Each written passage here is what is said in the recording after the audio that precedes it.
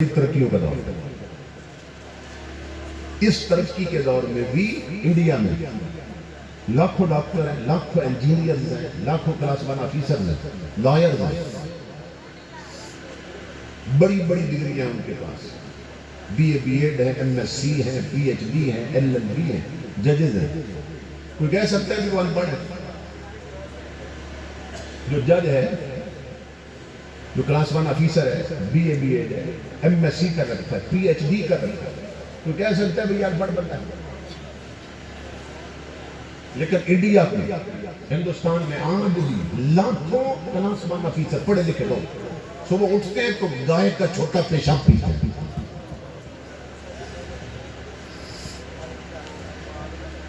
ایک جانور ہے، اس کا پیشاب پیتے ہیں کیونکہ وہ اسے گاؤ ماتا کہتے ہیں، مقدس جانور سمجھتے ہیں، اس کا چھوٹا پیشاب پیتے ہیں۔ اور آپ حیران ہوں گے، اس سے بھی عجیب بات، انڈیا کا پرائم منسٹر گزرا ہے، وزیر اعظم انڈیا کا گزرا ہے، مرارجی دیسائی، وہ بدبخت اپنا چھوٹا پیشاب خود پیتا تھا۔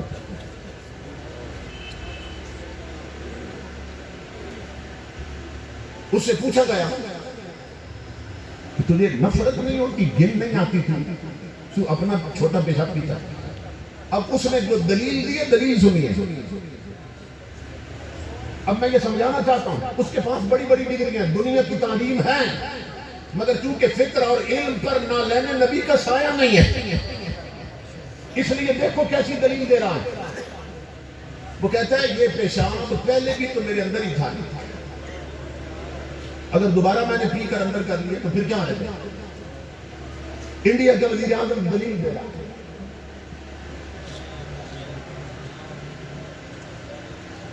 وہ دلیل دے رہا ہے، پہلے بھی تو اندر تھا۔ یہ سوچیے امام الانبیاء کے غلاموں، جس علم پر نہ لین نبی کا سایہ نہ ہو، اس کا یہ حال ہوتا ہے، اس کی یہ دلیلیں ہوتی ہیں۔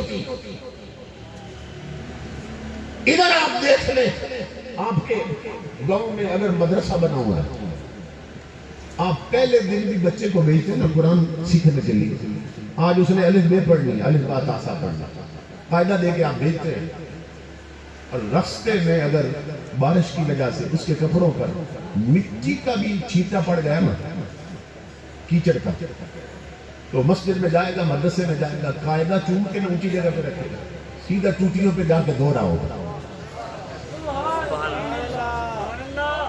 اس کے پاس ابھی ڈگری کوئی نہیں آئی ہے، اس نے ابھی کسی سکول کالج کا منہ نہیں دیکھا، یہ تو الف با پڑھنے گیا۔ سمجھ رہے؟ وہ سوال یہ ہے، یہ نفاست انڈیا کے وزیر اعظم کو نہ ملی، لاکھوں کروڑوں ڈاکٹر انجینئر کو نہ ملی، اس معصوم بچے کو کہاں سے مل گئے؟ اس کے مزاج میں اتنی صفائی کہاں سے آ گئی؟ اتنی پاکیزگی کہاں سے آ گئی؟ تو مدینے سے آواز آ رہی ہے، نادان تجھے نہیں معلوم کہ جنم دینے کے بعد اس کی ماں نے اسے دودھ بعد میں پلایا تھا، اور اس کے کانوں میں نام نبی کی اذان پہلے دی گئی تھی۔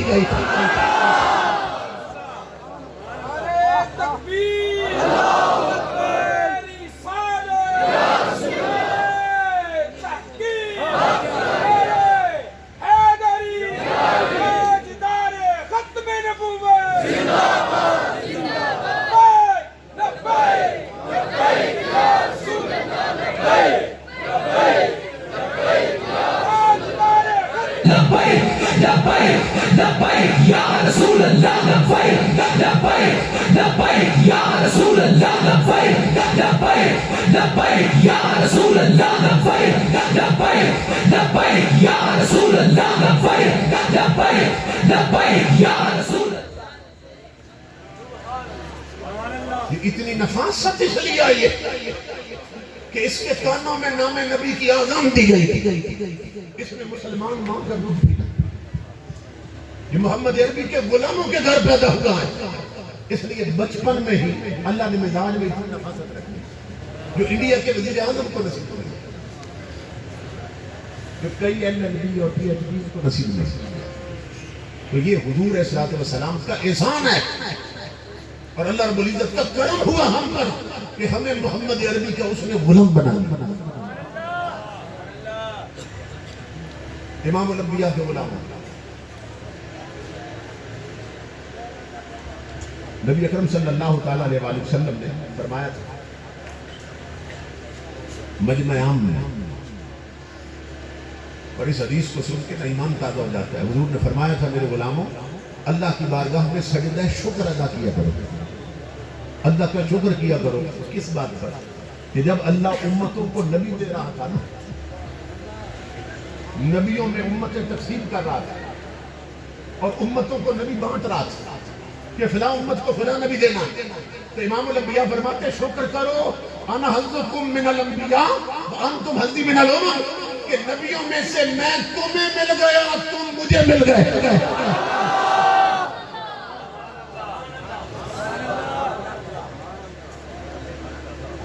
تو یہ ہماری خوش بختی ہے امام الانبیاء کے غلاموں. اللہ رب العزت نے اپنے یار کا ہمیں امتی بنا دیا. اس لیے گھر گھر خوشیاں مناؤ، لیکن یہ ہے کہ اگر حضور کو خوش رکھنا ہے تو پھر جشن مناتے جاؤ، حضور کا مشن اپناتے جاؤ.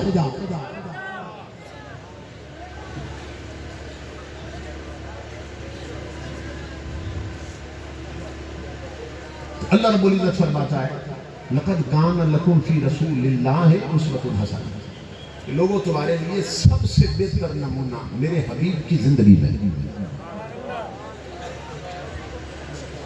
اس سے خوبصورت نمونہ تمہیں کسی کی زندگی میں ملے. کیا مطلب؟ نقل کرنی ہے تو میرے حبیب کی طرح، کاپی کرنی ہے تو میرے رسول کی طرح. آج ہمارے بعض بچوں نے انڈیا کی فلمیں دیکھ دیکھ کر ان کے ایکٹر جو ہے نا ان جیسے بال کا سٹائل، لڑکیاں ڈرامے دیکھتی ہیں، فلمیں دیکھتی ہیں، فلمی ناگنوں کی نقل کرتی ہیں. تو اللہ رب العزت فرما رہا ہے لقد کان لکم فی رسول اللہ اسوۃ حسنہ، کہ جس امت کو مصطفیٰ مل جائے اسے کسی اور لیڈر کے پیچھے دیکھ چلنے کی حاجت نہیں ہوتی. کہ اتنی کامل زندگی ہے حضور کی اور اتنی مکمل زندگی. تو حضور کی اطاعت چھوڑ کر، حضور کی اتباع چھوڑ کر آج دیکھیں ہماری اکثریت شکل کس کی طرح بنا لیتی ہے. بہو بیٹیوں کا لباس کن کے ساتھ مل رہا ہے، ہماری شادیوں کے رسم و رواج کن جیسے ہیں.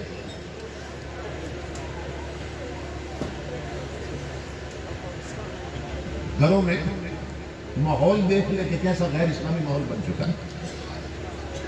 مسلمانوں کے گھروں میں جائیں پوچھنا پڑتا ہے قرآن پاک کہاں رکھا ہے. ٹی وی پوچھنے کی ضرورت نہیں ہوتی. کیوں؟ ٹی وی سامنے سجا رکھا ہے، قرآن کہیں چھپا رکھا ہے. یہ مسلمانوں کا گھر ہے. جسے سامنے رکھنا تھا اسے چھپا رکھا ہے، جسے چھپانا تھا اسے سجا رکھا. آج یہاں سے اٹھ کے جاؤ، یہاں سے اٹھ کے جاؤ اپنے گھروں میں نا حضور کی شریعت کا جھاڑو دو. عورتیں تو وائپر لگاتی ہیں نا، جھاڑو دیتی ہیں، وہ گھر کی دوسری گندگی نکالتی ہیں. امام الانبیاء کے غلام اگر چاہتے ہو گھروں میں مدینے کا فیض اترے تو پھر آج گھروں میں جاؤ، جا کے شریعت کا جھاڑو دو. کیا مطلب؟ ہر فلموں کی اور گانوں کی وہ سیڑھی اٹھا کر آگ لگا دو جو مدینے سے جدا کر رہی ہے. اپنے ٹچ موبائلوں سے وہ منظر ڈیلیٹ کر دو جو تمہیں آنکھوں کی بدکاری میں مبتلا رکھتے ہیں. اپنی بہو بیٹیوں کے ہاتھ سے وہ موبائل چھین لو جن میں گانے بھرے ہیں، ان کے ہاتھ میں سیرت فاطمہ زہرا کی کتابیں دو. جوانو رومانٹک ناول چھوڑ دو، سیرت فاروق اعظم کی کتابیں تھام لو. اگر چاہتے ہو کہ ملک کا ماحول اسلامی بن جائے، اگر چاہتے ہو تخت پر محمد عربی کا دین نظر آئے، اگر چاہتے ہو پورے ماحول میں مدینے والے کا رنگ آئے، اس کا طریقہ یہ ہے تن سے من تک، سر سے پاؤں تک، اندر سے باہر تک تمہیں محمد عربی کا رنگ لینا ہے. اس لیے کہ ہمارے ملک میں پلاننگ ہو رہی ہے، پلاننگ ہو رہی ہے، یہاں سے کام سے کام کیا باطل اور طاغوتی طاقتیں پورے عالم اسلام میں پاکستان اسلام کا قلعہ تصور ہوتا ہے، لیکن اب اسے اجاڑنا چاہتی ہے۔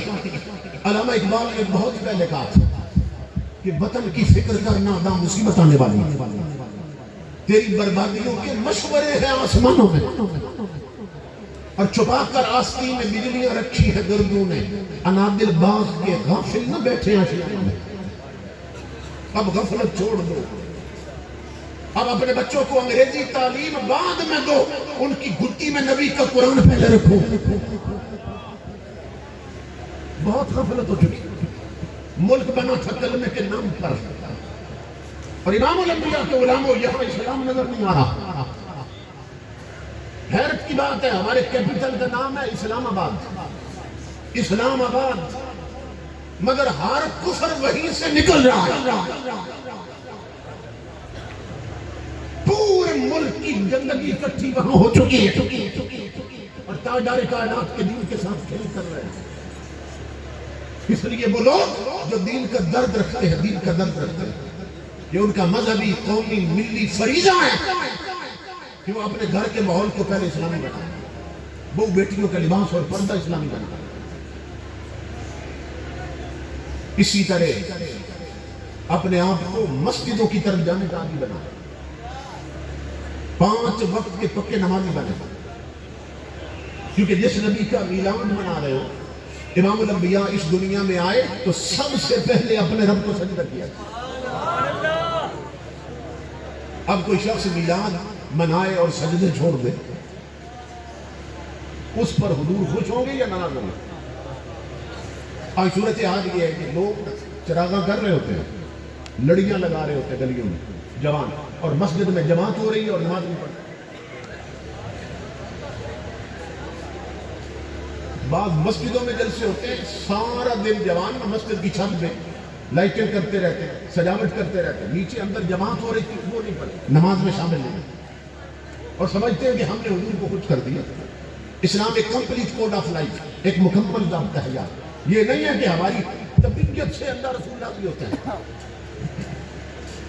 امام الانبیاء تو فرماتے ہیں جو بندہ، جو میرا امتی صرف 2 وقت کی نماز پڑھے، یہ حدیث رسول ہے، یا 3 وقت کی نماز پڑھے اور 2 کی چھوڑ دے، تو تمہارے میرے نبی فرماتے ہیں وہ نماز اسے رب کے قریب نہیں کرتی اور دور کر دیتی ہے۔ کیوں؟ اس لیے کہ اللہ اور اس کے رسول کا حکم ہے کہ 5 وقت کی پڑھو، اور وہ کبھی 2 وقت کی پڑھتا ہے کبھی 3 کی، تو اس کا مطلب یہ ہے کہ وہ نماز میں اپنی طبیعت پہ چل رہا ہے، رب رسول کی شریعت پہ نہیں چل رہا، کہ نماز بھی طبیعت سے پڑھتا ہے۔ اس نے تو 5 فرض کیے نا، اور وہ کبھی 2 پڑھتا ہے کبھی 3 پڑھ لیتا ہے، تو اپنی طبیعت ہی اس نے شریعت بنا رکھی۔ تو اللہ رسول طبیعت پر چلنے سے خوش نہیں ہوتے، وہ تب خوش ہوتے ہیں جب نبی کی شریعت پہ چلا جائے۔ نعرہ تکبیر، نعرہ رسالت، نعرہ حیدری، علماء اہل سنت، علماء اہل سنت، سرکار کی آمد، سرکار کی آمد، سیدی مرشدی۔ اب میں آپ کو فرق بتانے لگا ہوں کہ ہماری اکثریت طبیعت پہ چلتی ہے، شریعت پہ نہیں چلتی۔ کیسے؟ بندہ فوت ہو جائے نا، اس کا جنازہ لیٹ کر دیتے ہیں، جنازہ گاہ میں فون آ رہے ہوتے ہیں، فلاں صاحب ابھی نہیں پہنچے، وہ راستے میں تھوڑا انتظار کر رہا ہوں پہنچ جائے۔ بالخصوص وہ لوگ جو الیکشن میں کھڑے ہوتے ہیں، انہوں نے تو ہر جنازے میں پہنچے، اب ان کے لیے جنازہ لیٹ ہو رہا ہے۔ اب امام الانبیاء فرماتے ہیں 3 چیزوں میں دیر نہ کیا کرو، بیٹی بیٹا جوان ہو جائے شادی میں دیر نہ کرو، فرض نماز کا وقت ہو ادائیگی میں دیر نہ کرو، جنازہ تیار ہو جائے تو پڑھنے میں دیر نہ کرو۔ مگر جب کوئی فوت ہو جاتا ہے نا یا شادی ہوتی ہے تو ہم شریعت بھول کر طبیعت پہ چلتے ہیں۔ ابھی جی فلاں ناظم صاحب نہیں پہنچے، ایم ایل اے صاحب نہیں پہنچے، ایم پی اے صاحب نہیں پہنچے، فون آ رہے ہیں، جنازہ لیٹ ہو رہا ہے، امام الانبیاء فرما رہے ہیں جنازہ لیٹ مت کرو، کیونکہ میت چیخ رہی ہوتی ہے، قدمونی قدمونی، بخاری کی حدیث، میت چیختی ہے، کہتی ہے جلدی کرو مجھے آگے لے جاؤ، جلدی کرو جنازہ لیٹ نہ کرو۔ میت چیختی ہے، مگر اس کی چیخیں اب کون سنتا؟ اب دنیا داری پالنے کے لیے جی فلاں کا فون آ رہا ہے، جنازہ لیٹ ہو رہا ہے، ایک ایک بندہ بھاگ بھاگ کے جا رہا ہے جنازے میں۔ اچھا روک کے پوچھو نا بندوں سے، خیریت تو ہے، سانس پھولا ہوا ہے، اتنی فکر سے جنازہ پڑھنے کیوں آئے؟ تو وہ پتہ کیا کہیں گے؟ وہ جی اللہ رسول کا حکم ہے۔ تو ان سے پوچھو ایم پی اے صاحب، چودھری صاحب، ملک صاحب، اگر جنازہ رب رسول کا حکم ہے تو وہ 5 وقت کی جو فرض عین نمازیں وہ کس کا حکم ہے؟ تو نے کبھی نہیں پڑھی ہے۔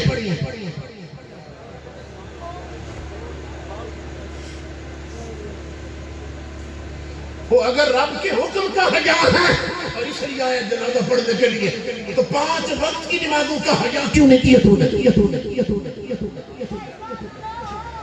یہ تو فرض کفایہ ہے جنازہ کا نماز جو وہ چند بندے بھی محلے سے چلے جائے سب کی طرف سے ادا جاتے، اور وہ جو فرض ہے نا 5 وقت کی نماز، اس میں تو کبھی نہیں دیکھا۔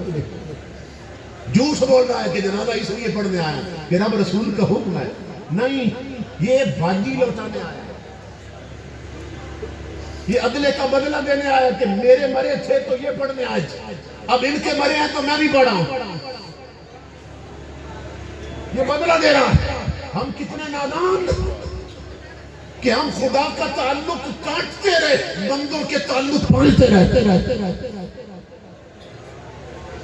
تو بتائیں کہ جنازہ پڑھنے میں بھی ہماری اکثریت طبیعت پہ چلتی ہے، شریعت پہ چلتی ہے۔ اسی طرح دیکھ لیں آپ کے گاؤں کا کوئی افسر ہے، کہیں کچہری میں کوئی آفیسر بیٹھا، کسی ڈپارٹمنٹ دفتر میں بیٹھا، اور مشہور ہے کہ یہ حرام خور ہے دفتر، یہ رشوت کے بغیر کام نہیں کرتا، آپ اس کے پاس نہ اس افسر کے پاس خنزیر کا گوشت بھون کے لے جائیں، اسے کہیں یہ خنزیر کا گوشت کھاؤ، وہ آپ کے گلے کو کاٹنے کے لیے دوڑے، وہ کہے گا تو نے میری کامل سمجھا؟ نہیں، اسے پوچھو تو نہیں بھائی کیوں نہیں کھاتا خنزیر کا گوشت؟ اور وہ کہے گا یہ حرام ہے۔ اس بدبخت سے پوچھو کہ خنزیر کا گوشت حرام ہے تو رشوت حلال ہے؟ وہ خنزیر کا گوشت حرام ہے تو یہ جو دودھ میں پانی ملا کے بیچتا ہے یہ حلال ہے؟ خنزیر کا گوشت اگر حرام ہے تو یہ جو ملاوٹ والا مال بیچ رہا ہے یہ حلال ہے؟ خنزیر کا گوشت اگر حرام ہے تو یہ جو بھائیوں کی زمینوں پہ قبضے کیے بیٹھتا ہے یہ حلال ہے؟ یہ جو ترازو میں تول کے ڈنڈی مارتا ہے یہ حلال ہے؟ جھوٹ بولتا ہے کہ تو شریعت کے حرام کا حیا کر رہا ہے اس لیے خنزیر نہیں کھاتا، وہ ایک چھوڑ کر حرام 10 حرام کھا رہا ہے، تو جھوٹ بول رہا ہے، تو شریعت پہ نہیں تو اپنی طبیعت پہ چل رہا۔ پتہ ہے خنزیر کیوں نہیں کھاتے؟ رشوت کھا لیتے اور 10 حرام کھاتے، خنزیر کیوں نہیں کھاتے؟ اس لیے کہ بچپن سے سنا ہے بزرگوں سے، سن کے نا طبیعت کو نفرت ہو گئی کہ یہ بہت گندا جانور ہے، بہت ہی گندا اور غلیظ جانور ہے، تو سن کے طبیعت کو نفرت ہو گئی، تو یہ طبی نفرت اس لیے خنزیر نہیں کھاتے۔ اگر شرعی نفرت ہوتی حرام سے تو صرف خنزیر نہیں پھر ہر حرام چھوڑ دیا ہوتا۔ اب بتائیے ہم کس درجے پہ کھڑے ہیں؟ طبیعت پہ چل رہے ہیں یا نبی کی شریعت پہ چل رہے ہیں؟ حلال کھانے والوں کا حال یہ ہوتا ہے۔ امام الانبیاء کے غلام انڈیا میں ایک بزرگ تھے، حضرت شاہ سراج الحق چشتی صابری رحمۃ اللہ تعالی، تو محکمہ مال میں آفیسر تھا، انگریز کا دور تھا، محکمہ مال میں افسر تھا، لیکن جو نیک افسر ہوتا ہے نہ وہ خود حرام کھاتا ہے نہ نیچے والوں کو کھانے دیتا ہے، جو ماتحت ہوتے ہیں، تو حلال کھانے والے افسر اور شریف افسر سے نا جو ماتحت حرام خور ہوتے ہیں وہ بھی تنگ ہوتے ہیں کہ یا تو اس کی ٹرانسفر ہو جائے یا یہ مر جائے، اسے جان چھوٹ جائے، تو نچلے والا سارا عملہ تنگ تھا کہ وہ حرام نہیں کھانے دیتے تھے. تو کسی نے ان کے خلاف شکایت کر دی عدالت میں کہ یہ جو سراج الحق صاحب ہیں، شاہ سراج الحق چشتی صابری رحمۃ اللہ تعالیٰ، انہوں نے مال میں فراڈ کیا ہے، جھوٹی تہمت کیا. عدالت میں کیس چل گیا. تو انگریز جج تھا، وکیل ہندو کھڑے تھے، انہیں عدالت سے سمن آیا، بلایا گیا. اور جب یہ عدالت میں پہنچے تو جج نے کہا کہ تمہارے خلاف کیس ہوا کہ تم نے مال خرد برد کیا اور فراڈ کیا ہے مال میں. تو شاہ سراج الحق چشتی اگر اپنی صفائی میں کوئی گواہ پیش کر سکتے ہو تو گواہ پیش کرو. سننا غور سے. حضرت شاہ سراج الحق چشتی فرمانے لگے، انگریز سے فرمانے لگے کہ اپنی صفائی میں خود پیش کروں یا میری صفائی میری گھوڑی پیش کرے.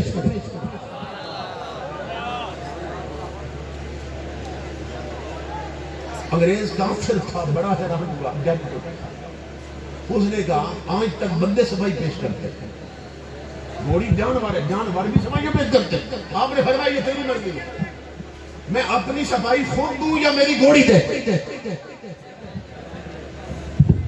وہ انگریز کہنے لگا، جج کہنے لگا آج گھوڑی کی صفائی دیکھتے کیسے دیتی، چل اپنی صفائی گھوڑی سے دلوا. تو اس دور میں موٹر سائیکل اور گاڑیاں تو تھی نہیں، لوگ کھچروں پہ جاتے تھے عدالتوں میں، گھوڑیوں پہ یہی سواریاں. آپ گھوڑی پہ گئے تھے عدالت میں تو گھوڑی باہر بن گئی. آپ نے فرمایا کہ میری گھوڑی کو عدالت میں لے آؤ.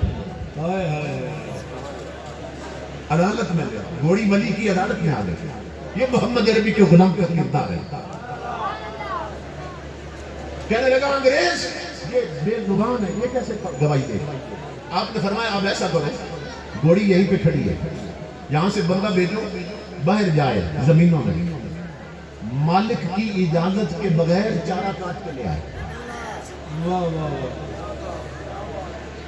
کسی کی زمین سے بھی نہ.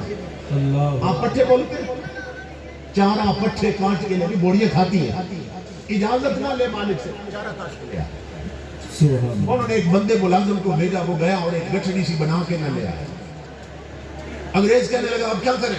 فرمایا میری گھوڑی کے سامنے رکھو. امام الانبیاء کے غلام و تاریخ میں ہے، جب گھوڑی کے سامنے چارہ ڈالا اس نے نفرت سے پھیر لیا.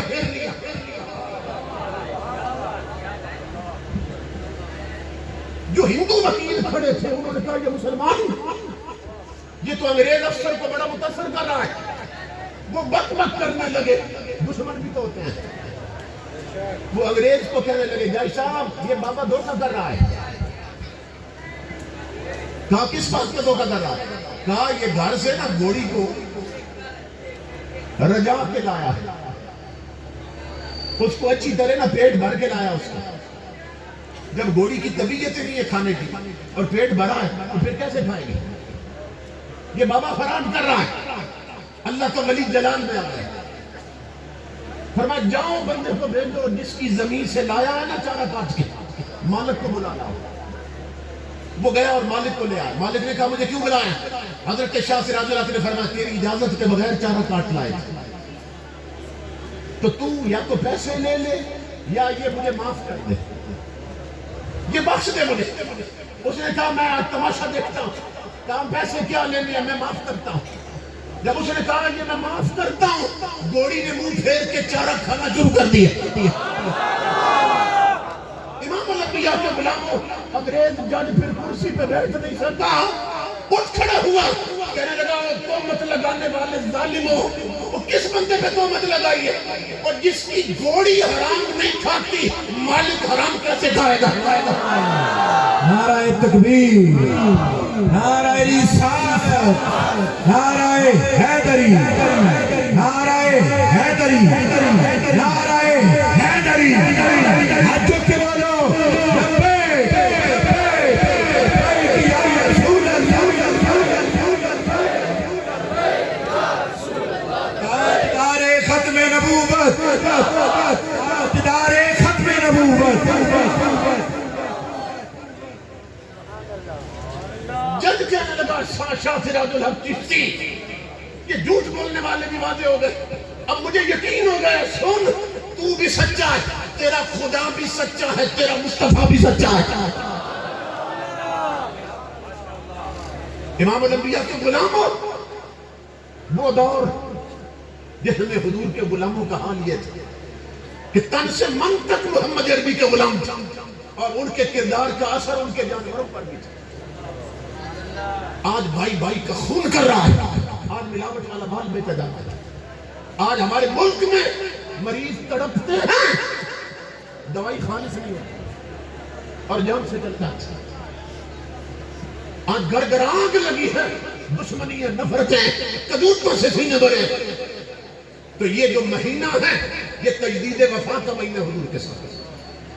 اپنے نبی سے سچا وعدہ کرو میرے آقا، ہم اپنی زندگیوں کا کانٹا بدل دیتے ہیں، تن سے من تک ہم آپ کے رنگ میں رنگ جائیں گے، وہی کریں گے جو آپ چاہتے ہیں، وہی بولیں گے جو آپ چاہتے ہیں، اور وہی سنیں گے جو آپ چاہتے ہیں۔ ایک مہینہ، صرف ایک سال کا، ایک ربیع الاول یوں گزارو، دیکھو مدینے سے خیرات کیسے آتی ہے۔ اللہ کی عزت کی قسم، جو حضور سے وفا کر لیں آج بھی ان کی خیرات مدینے سے پہنچ جاتی ہے۔ شرط یہ ہے کہ حضور کے وفادار بن جائیں۔ وہ ویل چیئر پر بیٹھنے والا عاشق رسول اسی دور کا بندہ ہے نا۔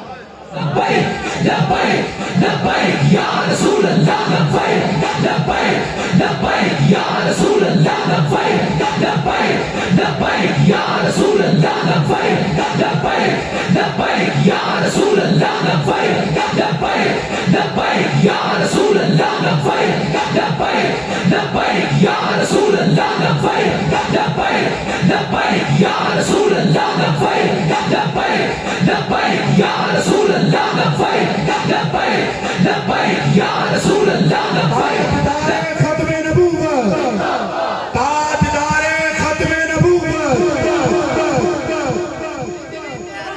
چیئر پر بیٹھنے والا عاشق رسول، وہ جیا کا محمد عربی کی محبت۔ سورج چاند رہے گا، سورج چاند رہے گا، وہ محمد عربی کا دیوانہ جس کے سینے میں عشق محمدی کا بھانبڑ مچا تھا۔ وہ گولیاں چلی، کارکن شہید ہوئے، اس پر لاٹھی چارج کیا گیا، شہنگ ہوتی رہی، جیل کاٹتا رہا، مگر مدینے والے سے اس نے وفا جاری رکھی۔ حکومتی گنڈے ظلم ڈھاتے رہے مگر اس کا رابطہ مدینے سے نہیں کٹا۔ پھر دنیا نے دیکھا کہ مدینے کی خیرات کیسی ملی، وہ دھرمے میں بولتا تھا تو امیر المجاہدین لگتا تھا، جنازہ اٹھتا ہے تو امیر المومنین لگ رہا تھا۔ لبیک لبیک لبیک یا رسول اللہ، لبیک لبیک لبیک یا رسول اللہ، لبیک لبیک لبیک یا رسول اللہ، لبیک لبیک لبیک یا رسول اللہ، لبیک لبیک۔ یہ ہوتی ہے تاجدار کائنات کے ساتھ وفا، اور یہ ہے محمد عربی کی خیرات۔ آنکھیں کھولو لوگوں، میں آج بھی چیلنج کر رہا ہوں، اب تو وہ نہیں رہے دنیا میں جو ان کے ساتھ ٹکرا رہے ہیں۔ تم سارے آ جاؤ کسی مقام پر، کسی چوک میں اپنے سیکورٹی گارڈ ہٹا دو، تم اپنی پولیس اور فوج جو تمہاری حفاظت کرتی ہٹا دو، آ جاؤ کسی میدان میں، آ جاؤ تم سارے آ جاؤ، میں صرف امیر المجاہدین کا جوتا لاتا ہوں، ان کے پاؤں کی جوتی لاتا ہوں۔ اللہ کی عزت کی قسم، تمہیں تمہاری اوقات سمجھ آ جائے گی، اور تخت پہ بیٹھنے والوں تم جوتوں میں ڈوب جاؤ گے، اس کا جوتا بھی پھولوں میں ڈوب جائے گا۔ لبیک لبیک لبیک یا رسول اللہ، لبیک لبیک لبیک یا رسول اللہ، لبیک لبیک لبیک یا رسول اللہ، لبیک لبیک لبیک یا رسول اللہ۔ لے جانا، لے جانا، تاجدار ختم نبوت، تاجدار ختم نبوت، من سب نبی نبيا من سب نبيا جب تک سورج چاند رہے گا جب تک سورج چاند رہے گا امام الانبیاء بتا رہے ہیں میرے امتی وفات کرنا تیرا کام ہے، دیکھ میں تجھے کتنی عزت دیتا ہوں، تو سنیو یہ ہمارا مقدر ہے، ہمارا مقدر کہ اللہ رب العزت نے ہمیں اعزاز بخشا اس دور میں بھی اور ہر دور میں۔ دیکھ لو امام الانبیاء کے غلاموں، امیر المجاہدین بھی ہمارے ہیں، امیر اہل سنت بھی ہمارے ہیں، دونوں قبلی والے کے عاشق ہیں۔ دعوت کا میدان بھی ہمارا، تحریک لبیک کا میدان بھی ہمارا، مگر صرف فرق اتنا ہے، اب فرق سمجھو دو جملوں میں، دعوت کے پلیٹ فارم پر عاشق تیار ہوتے ہیں، تحریک کے پلیٹ فارم پہ عاشق قربان ہوتے ہیں۔ لبیک یا رسول اللہ لبیک لبیک لبیک یا رسول اللہ لبیک لبیک لبیک یا رسول اللہ لبیک لبیک لبیک یا رسول اللہ لبیک لبیک لبیک یا رسول اللہ لبیک لبیک لبیک یا رسول اللہ لبیک لبیک لبیک یا رسول اللہ لبیک لبیک لبیک یا رسول اللہ لبیک لبیک لبیک یا رسول اللہ لبیک لبیک لبیک یا رسول اللہ لبیک لبیک لبیک تاجدار ختم نبوت، تاجدار ختم نبوت، سیدی مرشدی، غلام ہے غلام ہے غلام یہ رسول میں، سیدی مرشدی۔ اس لیے میرے آقا کے غلاموں جاؤ ان عاشقوں کے ساتھ، یہ دونوں تحریکیں ہماری ہیں، دونوں پلیٹ فارم ہمارے ہیں، اور دونوں کا رخ گنبد خضرا کی طرف، اور دونوں کا فیض مدینے سے آ رہا ہے۔ اس قافلے میں شامل ہو جاؤ، اللہ کی عزت کی قسم قیامت کو حضور کے قدموں میں کھڑا ہونا نصیب ہو جائے۔ میرا آخری پیغام ہے تجھ کو سنبھلنا تو ہے اب وقت سنبھل جا، اے بحر ابھی تو اپنے کناروں سے اچھل جا، غافل تجھے پا کر لے آئے ہیں پھر جان، اور تو باز ہے بلبل نہیں بستان سے نکل جا، تو باز ہے بلبل نہیں بلستان سے نکل جا، باز ہے بلبل نہیں بستان سے نکل جا، اور باطل سے نہ ڈر جنگ کے میدان میں اتر جا، باطل سے نہ ڈر جنگ کے میدان میں اتر جا۔ فیض آباد میں جب دھرنا ہو رہا